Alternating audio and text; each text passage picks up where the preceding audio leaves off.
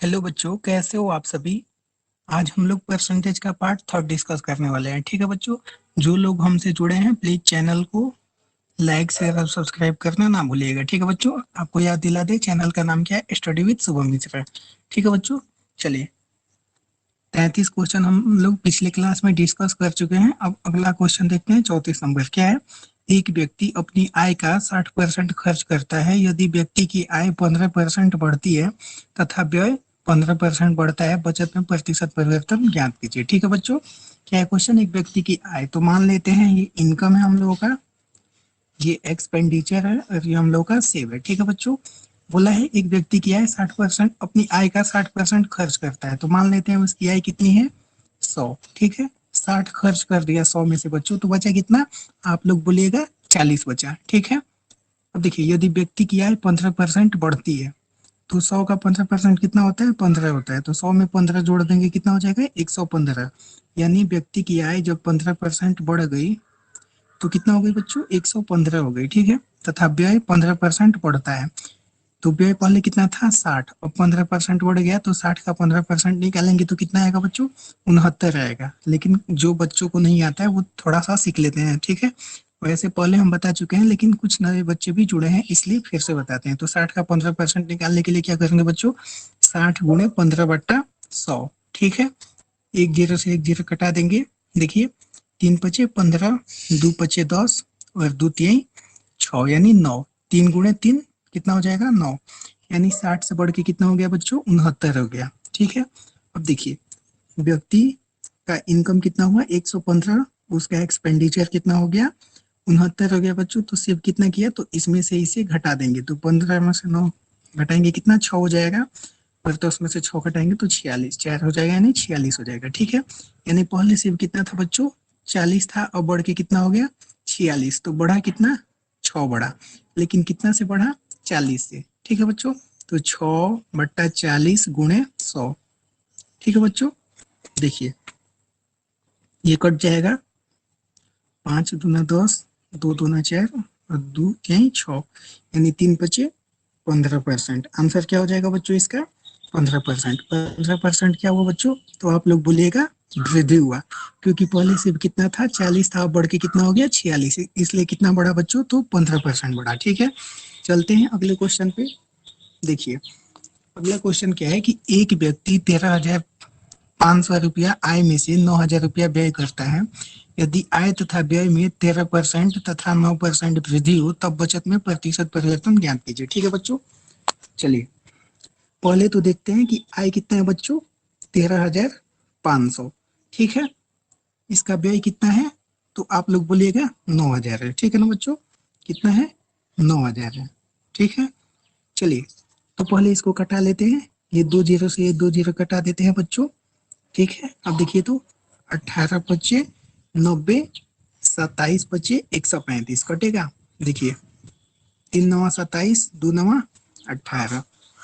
यानी बच्चों इनकम आप लोग को पता है ना, ये इनकम था, ये सेव था।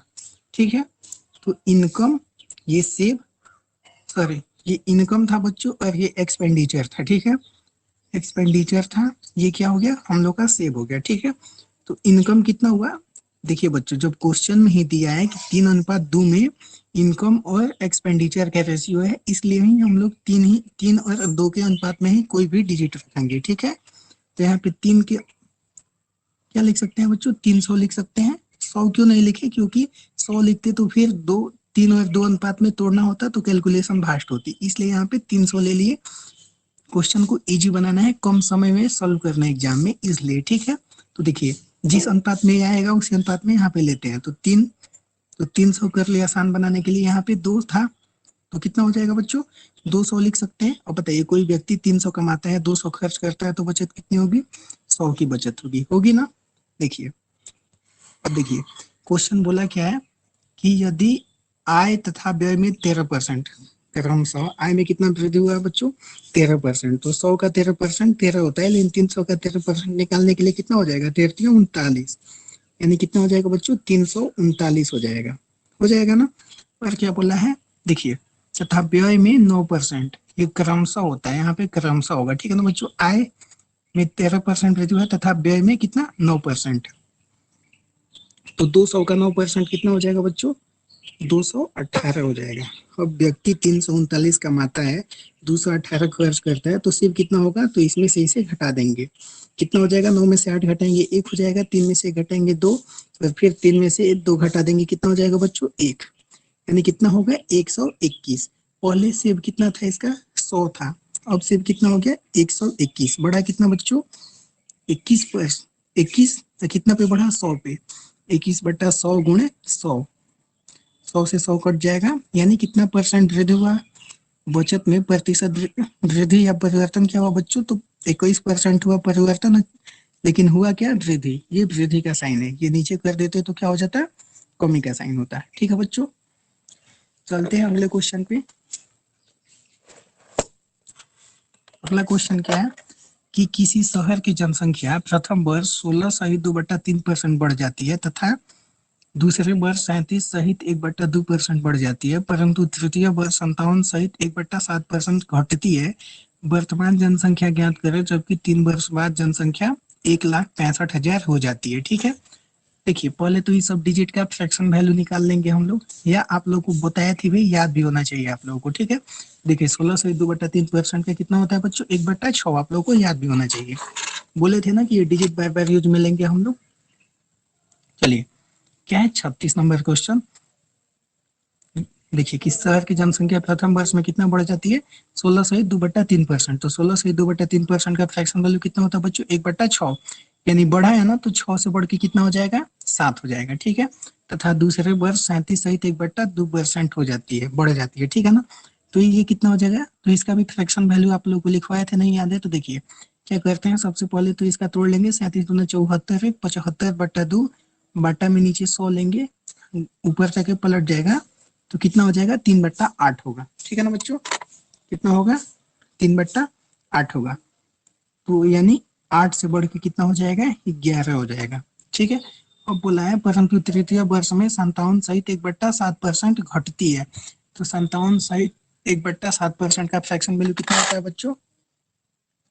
4/7 होता है। ठीक है, 57 सहित 1/7% का फ्रैक्शन वैल्यू क्या होता है? 4/7, यानी घटती है, तो 7 से बढ़ घट के कितना हो जाएगी? 3 हो जाएगी।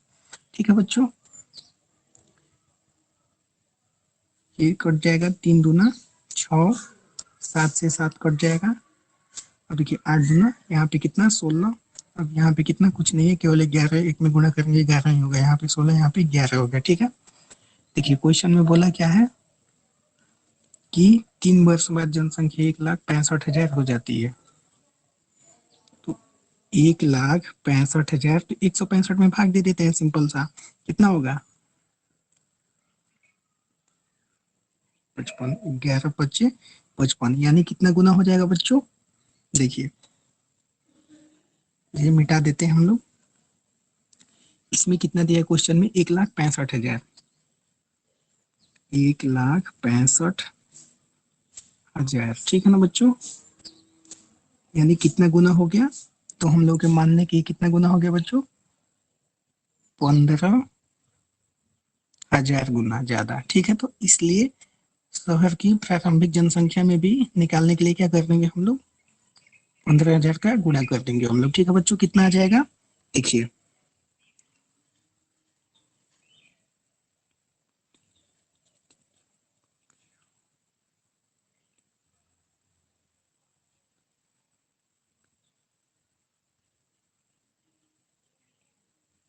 कितना हो जाएगा बच्चों? 24,000, नहीं 2,40,000, 2,40,000। ठीक है बच्चों, स्टार्टिंग में जनसंख्या कितनी थी? तो 2,40,000 थी। ठीक है, चलते हैं अगले क्वेश्चन पे। देखिए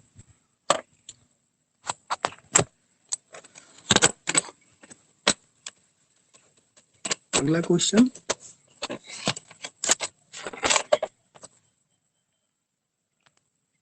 अगला क्वेश्चन है, एक व्यक्ति अपनी आय का 5% यात्रा में, बचे का 20% भोजन में तथा 120 रुपया दान में देता है। यदि उसके पास अभी भी 1,400 रुपया बचे हो, तब व्यक्ति की आय ज्ञात कीजिए। ठीक है, देखिए कहता है एक व्यक्ति अपनी आय का 5% यात्रा में खर्च करता है, तो 5% का फ्रैक्शन वैल्यू कितना होता है बच्चों? 1/20, यानी 20 है उसके पास, 1/5 खर्च किया तो कितना हो जाएगा? 19। ठीक है, होता है बचे का 20% भोजन में।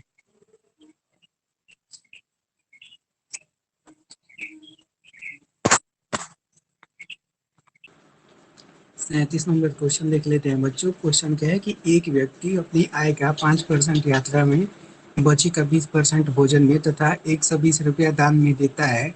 यदि उसके पास अभी भी 1400 रुपया बचे हैं तब व्यक्ति की आय ज्ञात कीजिए। ठीक है बच्चों, चलिए क्वेश्चन का सॉल्व करते हैं। इस क्वेश्चन को देखिए क्या बोला है, एक व्यक्ति अपनी आय का 5% यात्रा में, ठीक है ना, यानी 5% का फ्रैक्शन वैल्यू क्या होता है बच्चों, 1/20, ठीक है ना, खर्च करता है यानी घटता है तो क्या हो जाएगा 1/20, यानी 20 से घट के कितना हो जाएगा बच्चों, 19 हो जाएगा।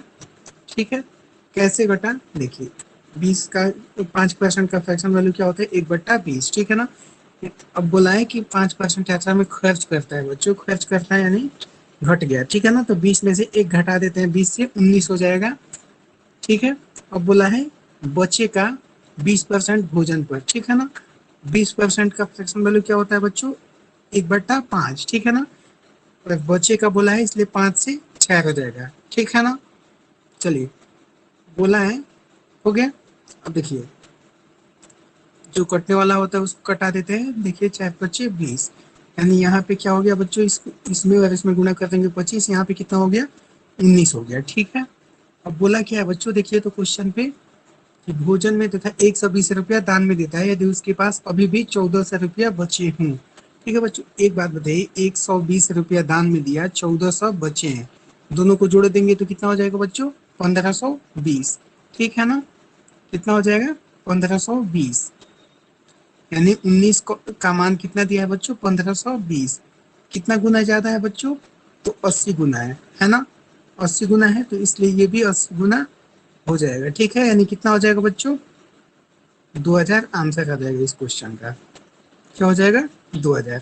चलिए एक बार फिर से समझते हैं इस क्वेश्चन को। क्या है कि एक व्यक्ति अपनी आय का 5% यात्रा में, बचे का 20% भोजन में तथा 120 रुपया दान में देता है। ठीक है बच्चों, देखिए 5% यात्रा में 5% का फ्रैक्शन वैल्यू होता है 1/20, और आदमी खर्च करता है इसलिए घटेगा ना, यानी 20 रुपया आप 1 रुपया खर्च कर दिए, 1/20 में से का मतलब क्या हुआ कि 20 में से एक खर्च करना, ठीक है ना, एक खर्च कर दिया तो बचा कितना 19, तो 20 से घट के कितना हो गया 19।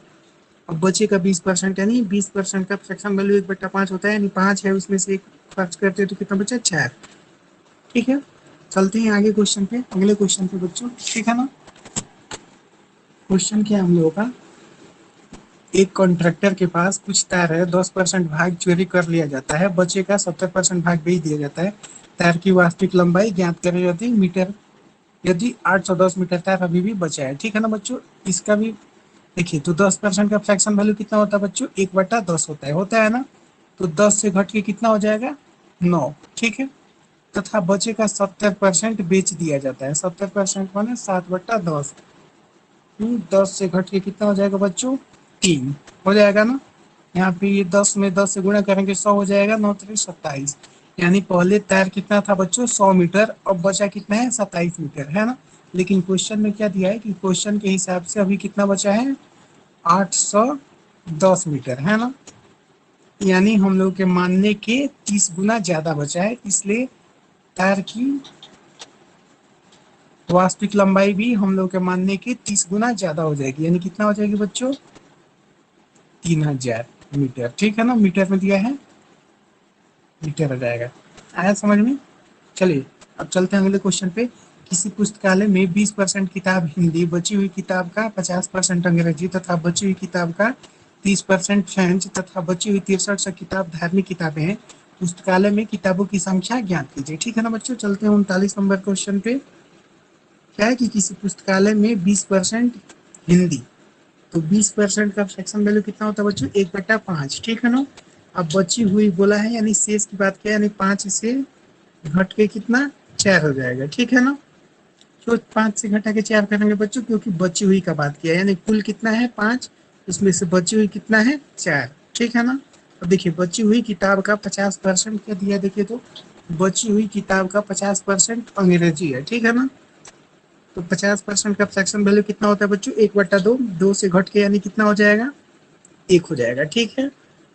अब दिया कि बची किताबों का 30% फ्रेंच, 30% फ्रेंच 30% का फ्रैक्शन वैल्यू कितना होता है बच्चों? 3/10, यानी 10 से घट के कितना हो जाएगा?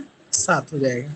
ठीक है, अब पूछा है कि पुस्तकालय में किताबों की संख्या क्या है। अब बची हुई किताबों की संख्या कितना बताया बच्चों? देखिए क्वेश्चन को एक बार फिर से देख लेते हैं समझाने के लिए, ठीक है ना। देखिए, किसी पुस्तकालय में 20% किताब हिंदी, बची हुई किताबों का 50% अंग्रेजी तथा बची हुई किताबों का 30% फ्रेंच तथा बची 6300 किताब धार्मिक पुस्तकें हैं, तो पुस्तकालय में किताबों की संख्या कितनी है? ठीक है ना बच्चों। तो देखिए, ये हम लोग का ओरिजिनल वैल्यू होता है, ये हम लोग का रिजल्ट होता है ना। तो देखिए कटने वाला है, कटा दीजिए। 2 दूना 6, 2 से कट जाएगा 5, यानी 25 यहाँ पे हो जाएगा बच्चों। यहाँ पे कुछ नहीं है तो कितना हो जाएगा? 7 हो जाएगा। केवल 7 है, ठीक है। अब बोला क्या है कि यदि बची हुई किताबों की संख्या कितना दिया है, हाँ, हम लोग के हिसाब से पुस्तकालय में कुल किताबों की संख्या कितनी है? 25 है।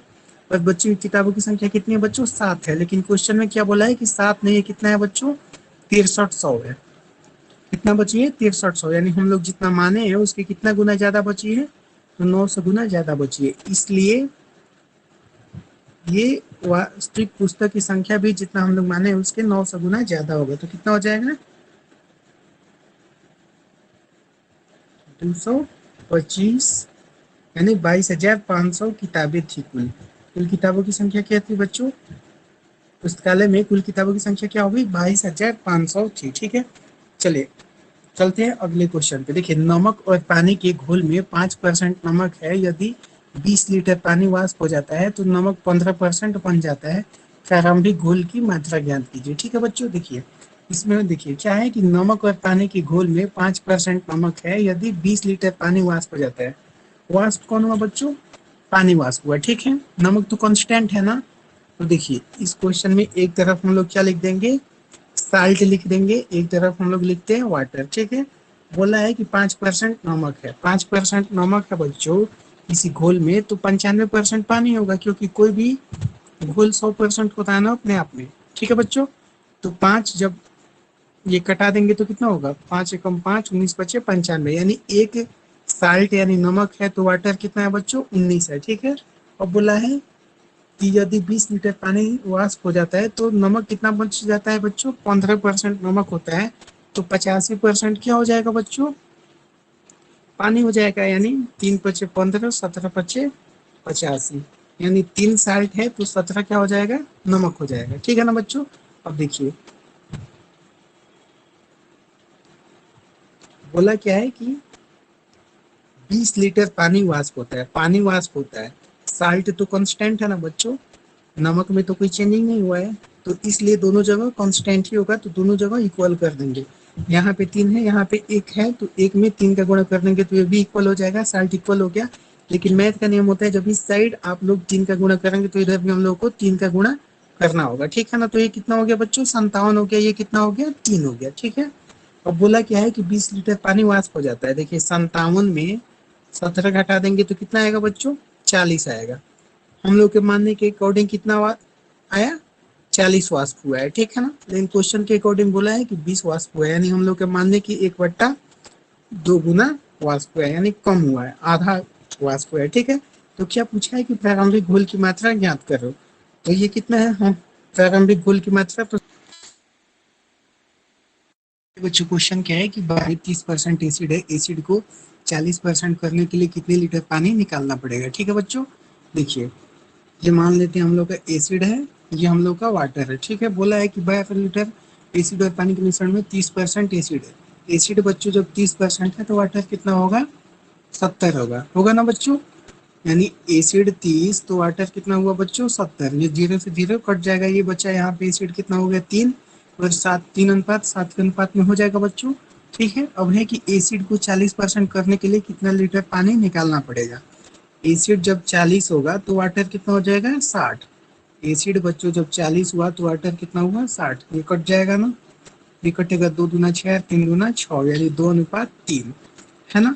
एसिड कितना हो गया? 3, वाटर कितना हो गया? 7, 3:7 के अनुपात में हो गया, लेकिन 40% एसिड करने के लिए अनुपात क्या हो जाएगा बच्चों? 2:3 होगा। ठीक है, अब देखिए बोला क्या है कि कितने लीटर पानी निकालना पड़ेगा। निकालने की किसकी बात हुई है बच्चों? पानी की। लेकिन वाटर तो पानी निकालने की बात हुई है, तो एसिड तो कांस्टेंट है ना बच्चों, यानी इसको और इसको कांस्टेंट कर देंगे, तो ऊपर 2 का गुणा कर देंगे, नीचे 3 का। ठीक है, तो 3 दूना 6 ऊपर भी हो जाएगा, 3 दूना 6 नीचे भी हो जाएगा। यहाँ पे अब जब 2 का गुणा इसमें किया है तो 2 का गुणा यहाँ पे भी करना पड़ेगा। ये सब काम की चीज नहीं है। ठीक है, तो यहाँ पे भी 3, यहाँ पे जब 3 का गुणा किया इसमें, तो इसमें भी 3 का गुणा करना पड़ेगा। ठीक है बच्चों, देखिए अब देखिए, तो 3 दूना 6, 7 दूना 14, 14 6 20, कितना हुआ बच्चों? 20, 20 ये हो गया। ठीक है, क्या बोला है? 20 लीटर हमारे मानने के अकॉर्डिंग पहले मिश्रण आया, एसिड और वाटर का मिश्रण पहले 20 आया हम लोग के मानने के अकॉर्डिंग, लेकिन क्वेश्चन में कितना दिया है? 12 लीटर। कितना दिया है बच्चों? 12 दिया है। यानी कितना गुना है? देखिए तो 3/5 गुना है। ठीक है ना, यानी हम लोग के मानने के 3/5 गुना है। तो क्वेश्चन क्या पूछा बच्चों कि कितने लीटर पानी निकालना पड़ेगा। ठीक है ना, तो यहाँ पे देखिए 7 दूना 14, यानी अब वाटर, पहले वाटर कितना था? 14, अब वाटर कितना हो गया? 9। तो पानी कितना निकालना पड़ेगा? तो आप 14 में से 9 घटाएंगे तो कितना आएगा बच्चों? 5। लेकिन हम लोग जो मानते हैं उसके 3/5 गुना करना पड़ रहा है ना, तो यहाँ पे भी 3/5 गुना कर देंगे तो 5 से 5 कट जाएगा, यानी 3 लीटर आंसर आ जाएगा। यानी पूछा है क्वेश्चन में कितना लीटर पानी निकालना पड़ेगा बच्चों, तो पानी कितना निकालना पड़ेगा हम लोग को? 3 लीटर। ठीक है, चलते हैं 42 नंबर क्वेश्चन पे।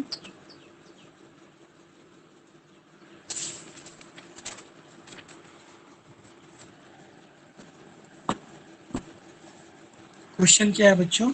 42 नंबर क्वेश्चन देख लेते हैं कि फल में, देखिए एक कंसेप्ट अगर फल वाला हो ना बच्चों, तो इसमें पल्प हमेशा कांस्टेंट होता है। जैसे चीज का मिश्रण हो तो उसमें वाटर कांस्टेंट नहीं रहता, बाकी वाला कांस्टेंट ही। फल में क्या होता है? फल में हमेशा पल्प कांस्टेंट रहता है, चाहे वह ताजा फल हो या सूखा फल हो। ठीक है, देखिए क्वेश्चन क्या है 42 नंबर हम लोग का। एक तरबूज में 90% पानी है, कुछ समय बाद इसमें केवल 12% से बचता है और इसके वजन 50 kg रह जाता है, प्रारंभिक वजन ज्ञात करो। ठीक है बच्चों, तो देखिए हम अब बताया ना कि कोई भी फल में पल्प हमेशा कॉमन रहता है, यानी इंस्टेंट, वो क्या बोलते हैं, कांस्टेंट होता है, और वाटर चेंज होते रहता है। ठीक है ना, तो बोला क्या था क्वेश्चन में? एक तरबूज में 90% पानी है।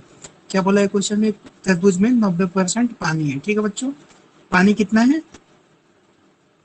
पानी 90% है, तो पल्प कितना हुआ बच्चों? 10, ये 9 में। ठीक है, कटा देंगे तो कितना? 1:9 के अनुपात में हो गया। कुछ समय बाद इसमें केवल 12% शेष बचता है। कुछ समय बाद इसमें पानी कितना शेष बचता है? 12%। ठीक है, तो 12% ये हुआ, तो ये कितना हो गया? 88। ठीक है, कट जाएगा, ये कटेगा आपका 22 चौक 88, ये 3 चौका 12। ठीक है, अब देखिए पल्प हमेशा कांस्टेंट होता है ना, तो जब ये 22 है तो ये भी 22 करने के लिए एक में किससे गुणा कर देंगे? 22 का, तो इसमें भी 22 से हमें गुणा करना पड़ेगा। 22 9 दूना 18, 18 से लेकर 9 दूना 18 19, 198। ठीक है, दिया है कि और इसके वजन 50 kg रह जाता है, प्रारंभिक वजन ज्ञात कीजिए। ठीक है, तो 198 ये 22 ये जोड़ने पे कितना होगा? 98, 220, 220। ठीक है, और ये 22 3 25। ठीक है, देखिए यहाँ पे हम लोग के मानने के अकॉर्डिंग जब वजन इसका वाटर का घटता है तो कितना आ रहा है? 25 kg।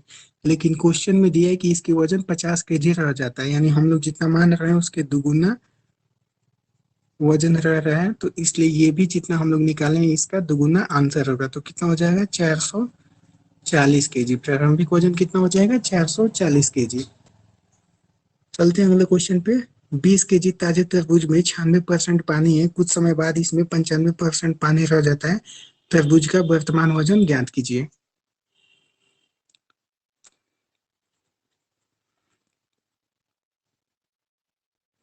पल्प वाटर, 96% पानी, तो ये 4% पल्प, कट जाएगा 24 चौका 96, यानी 1:24 के अनुपात में है। बोल रहा है कि कुछ समय बाद इसमें 95% पानी रह जाता है। 95% जब वाटर होगा तो पल्प कितना होगा? 5%। 1 19 25 95। अब बोला क्या है कि तरबूज का वर्तमान वजन ज्ञात कीजिए। ठीक है, देखिए पल्प तो कांस्टेंट रहता है, कांस्टेंट है भी, ये भी उतना ही है, ये भी उतना ही है। तो अब कांस्टेंट करने की यहाँ पे कोई आवश्यकता नहीं है, तरबूज का वर्तमान वजन पूछा है। ठीक है, ताजे तरबूज का वजन कितना था, 20 kg। यानी देखिए 24 एक 25, 25 का मान कितना दिया है, 20 kg। ठीक है, तो क्या पूछा है, तरबूज का वर्तमान वजन, तो 19 और एक जोड़ेंगे तो कितना हो जाएगा, 20। यानी 25 दिया है तो ये क्या हो जाएगा बच्चों, 4/5। यानी हम लोग जितना मान रहे हैं उसके 4/5 गुना ये दिया है, तो ये भी हम लोग जितना मान रहे हैं उसके 4/5 गुना हो जाएगा। 5 से कटा देंगे, 5 चौका 20, 4 चौका 16, आंसर हो जाएगा इसका। चलते हैं नेक्स्ट क्वेश्चन पे। ताजे फलों में 68% पानी है, सूखे फलों में 20% पानी है। 75 kg ताजे फलों से कितने सूखे फल बनाए जा सकते हैं। ठीक है, क्या है, ताजे फलों में 68% पानी है। 44 नंबर क्वेश्चन है, तो इसमें भी पल्प ले लेंगे, वाटर ले लेंगे। ठीक है, तो जब दिया है क्वेश्चन में कि 68% पानी है बच्चों, तो यहाँ पे ये कितना हो जाएगा, 32%। ठीक है, कटा देंगे, 17 चौका 68, 8 चौका 32, यानी 8 पल्प है तो 17 वाटर है। ठीक है, अब बोला है कि और सूखे फलों में 20% पानी है, सूखे फलों में पानी कितना है, 20%। तो ये 20 हुआ, जब ये वाटर जब 20 होगा तो ये कितना हो जाएगा, 80। कटा देंगे तो कितना हो जाएगा, 4×8, 2×2, 20 चौके से 4:1 के अनुपात में हो जाएगा। लेकिन पल्प हमेशा कांस्टेंट होता है, तो इस दोनों को कांस्टेंट करने के लिए यहाँ पे 2 का गुणा करेंगे, यहाँ पे भी 2 का गुणा होगा। ठीक है, पूछा है कि ताजे फलों में 68% पानी है, सूखे फलों में 20% पानी है। 75 kg ताजे फलों से कितने किलो सूखे फल बनाए जा सकते हैं। ठीक है ना, तो यहाँ पे 18×7 कितना हुआ, 25। 25 का मान कितना दिया है बच्चों, बोला है कि 75 kg सूखे फल, ताजे फलों से कितना सूखा फल बनाया जा सकता है। हम लोग के मानने के अकॉर्डिंग ताजा फल कितना है, 25 kg। यानी हम लोग जितना मान रहे हैं उसके 3 गुना ज्यादा ये दिया है। तो बोला है कि कितने किलो सूखा फल बना सकते हैं, तो 4×2 8, ये 1×2 ये 8, 2 10, 10 हम लोग के मानने के अकॉर्डिंग है, लेकिन जितना हम लोग मान रहे हैं उसके 3 गुना ज्यादा क्वेश्चन में दिया है डिजिट, तो इसलिए ये भी 10×3 = 30, यानी सूखे 30 kg सूखे फल बनाए जा सकते हैं, यह हम लोग का आंसर हो जाएगा। ठीक है, यानी 75 kg ताजे फलों से सूखे फल कितने बनाए जा सकते हैं, 30 kg, यही हम लोग का आंसर हो जाएगा। यानी परसेंटेज वाला सेक्शन बच्चों, थ्योरी वाला सेक्शन खत्म हो गया। अब आप लोग किसी भी बुक से क्वेश्चन बनाइए, कोई असुविधा नहीं होगी। ठीक है बच्चों, एक बार क्लास ओवर करने से पहले फिर से बता दें, अगर आप लोग चैनल पे नए हो तो प्लीज लाइक शेयर और सब्सक्राइब करना ना भूलिएगा बच्चों।